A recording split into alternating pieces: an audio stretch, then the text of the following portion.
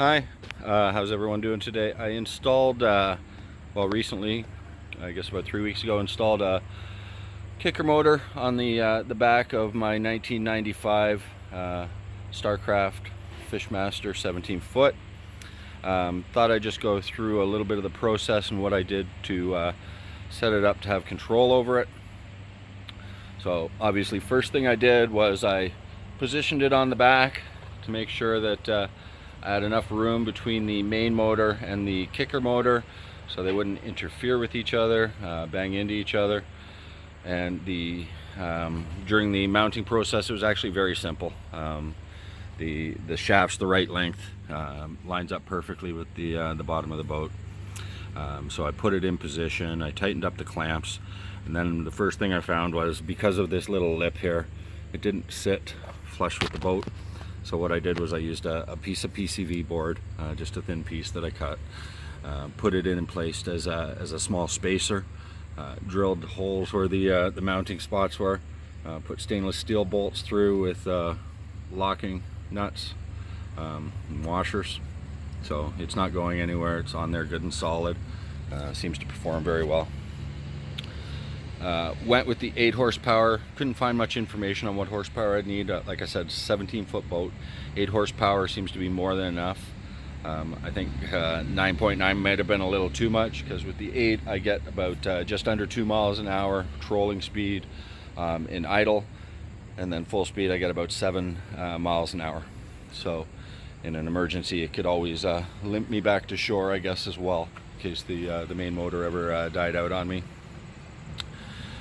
Great investment, saves a lot of hours on the main motor, sips gas. I can be out for an 8-hour day and use less than $5 worth of gas trolling all day, so that works out really great. Has enough power even in a chop, so even when it's choppy out, I can still maintain my trolling speed pretty easily.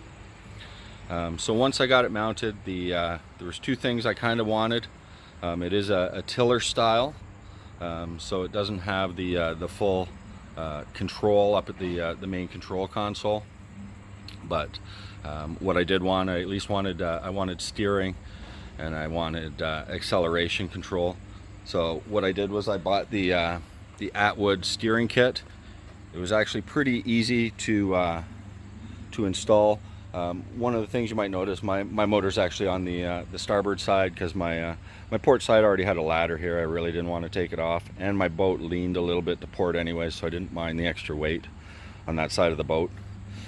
It did complicate my install a little bit, because the Atwood steering system, what it's designed to do is to attach to the steering arm. So it comes with a little clamp that would go around that in order to mount the ball joint. I didn't have that, so what I did have to do was I got a piece of aluminum angle. I cut it to shape, or cut it to size, put 2 bolts through. There was already mounting holes in the front of the motor, so I just used those, mounted that up, and then I was able to mount these. So the Atwood steering system, I mean, it's pretty simple. Comes with what you need. Comes with a rod that's threaded on one end. Comes with these clips that screw onto the threaded rod. They're like spring-loaded release clips. So as you can see, they release like that. They go on for onto the ball joint. Pretty easy to get on and off like that. In my case, I really don't need to take them off. I leave them on all the time. There's no reason to really take them off, because I get full tiltability.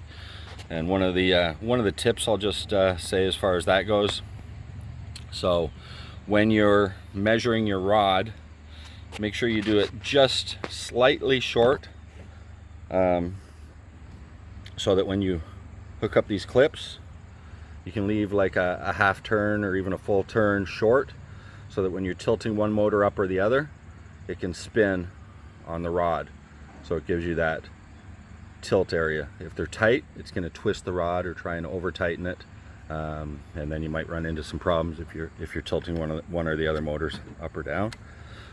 So that worked out very well. I'll just show you from the steering itself. So as I turn the wheel, you can see that I basically have full control of both motors, and it really didn't add any kind of extra effort to turn the wheels or anything. If anything, it actually sturdied up the steering because it doesn't wander now when I'm trolling. It tends to be a little bit tighter, keeps it a little bit straighter.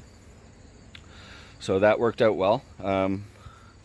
One of the things I did learn pretty quickly, so this is a tiller style handle. When I had this motor tilted up and I was under power from the main motor, the tiller handle actually came down, got jammed, and I couldn't steer. And it took me a minute to kind of freak me out a little bit. Couldn't figure out what happened. I really don't use the tiller motor, so all I did was I put a couple nylon ties just to make sure it can't fall down. If I ever need it down, they're just nylon ties. I can snap them easy enough. I already tested it. All I have to do is pull on the handle. The ties will snap, but it's enough to keep enough tension on them so that they don't. So that's very handy. Couple other things that I found. So I really didn't want to be climbing into the back of the boat, especially when I'm by myself. That can be a little bit dangerous. And it's an extremely long reach. I can reach, but it's an extremely long reach to get back there. I actually looked online, I couldn't find anything. So what I did was I, again, took a piece of threaded rod. I simply bent it into a hook shape, covered it in some rubber tubing, and now I can, basically I got a longer arm. So makes it much easier to lift up, lift down, put it all the way down. Don't have to climb outside the safety of the boat. Can stay inside the gunnels, so I can brace myself as well. So that's good. So if you're trying to reach outside the boat and pull that up, it can be a little heavy and take you a little bit off balance. So that's what I did. The other thing that I wanted from the helm area was I wanted control. I looked at like iTroll and Trollmaster and a couple ones like that. So they're very nice. They work off of a servo motor. They're a little bit pricey, somewhere around the $500 mark, which I didn't really want to invest. And in reading the reviews, I seen a lot of reviews where it said make sure you have an extra servo motor because they tend to burn out. So I didn't really want to buy something worth $500 planning on it to break. So I went manual. If you see this little throttle control right here, so this is, I think, actually for a lawnmower. So I bought this. Just simply lifts up and down, gives me full control of the throttle. I'll tell you how I did it. So basically this cable here, it's actually bicycle brake cable, and then I ran a small, I believe 18 gauge aircraft control cable through it that I got from the local hardware store. So that's run all the way through the boat to the back of the motor.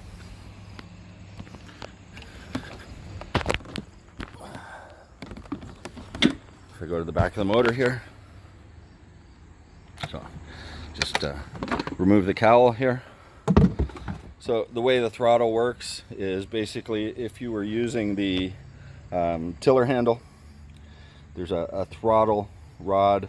I don't know if that's the right terminology, but that's what I'll call it. You can see it there, that it moves, and that's what pushes your throttle. So that rod there comes up to the throttle control here, and again, as that rod moves, it pushes it up and down. So what I've done is I've run that bicycle cable through the boat to the back of the motor, through the motor, comes up here, made this little bracket for mounting it. Cable comes out, goes into just a cable keeper. Pretty easy to use, just wraps around. So I wrapped it around the throttle control here. This is basically how the servo motors work, except mine's a manual process rather than electric. So when I pull the throttle up front, basically what that does is pulls it back here. The other thing is, with it being a flexible wire like that, if I'm using the tiller handle, you can see the wire has enough flex and enough room that I still get full throttle control from the tiller handle, so it doesn't interfere with that as well. The one thing that I did have to do is this throttle control arm here. The one that comes from the factory has very limited travel, so if you can see where that little greased up pin is, it pushes like that. That's and when you use the actual wire that I hooked up, when it came from the factory, it only had about that much travel, so it could only go about that far. So what I had to do was fabricate a small piece of metal rod. I basically followed the exact same shape as what the original one came in and made that part much longer. So now this part here is much longer. Before, from the factory, it would have ended probably about there. Now it has a lot more travel space, and I can do full control from both the front of the boat or the tiller handle. So that's pretty much what I've done. Maybe it'll give you an idea, maybe it won't, but just thought I'd share. Have a great day.